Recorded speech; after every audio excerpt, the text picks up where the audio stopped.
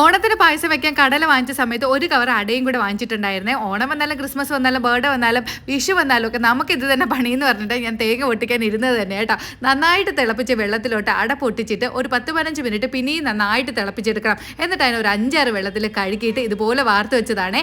തേങ്ങാപ്പാലും നമ്മുടെ ശർക്കരയൊക്കെ ഒരുക്കി വെച്ചിട്ടുണ്ടായിരുന്നുകൊണ്ട് പിന്നെ പണി എളുപ്പമാണ്. നെയ്യ് ഒഴിച്ച് ശർക്കര പാനി ഒഴിച്ച് അടയിട്ട് നന്നായിട്ട് അങ്ങ് വരട്ടിയെടുക്കണം. കടല വരട്ടിയെടുക്കുമ്പോഴുള്ള പ്രയാസമൊന്നുമില്ല കേട്ടോ അടയ്ക്ക്. പിന്നെ ചൗരി വേവിച്ച് പകുതി വേവിച്ച് വെച്ചതായതുകൊണ്ട് എളുപ്പമുണ്ട്. അതിൽ കിടന്ന് ബാക്കിയൊക്കെ വെന്തോളം. രണ്ടാം പാൽ ഒഴിക്കുന്ന വീഡിയോ എനിക്ക് എടുക്കാൻ പറ്റിയില്ല. അപ്പോൾ രണ്ടാം പാൽ ഒഴിച്ച് നന്നായിട്ട് തിളപ്പിച്ചൊന്ന് കുറുകി വരുമ്പോൾ മാത്രം നമ്മുടെ ഒന്നാം പാൽ ഒഴിക്കുക.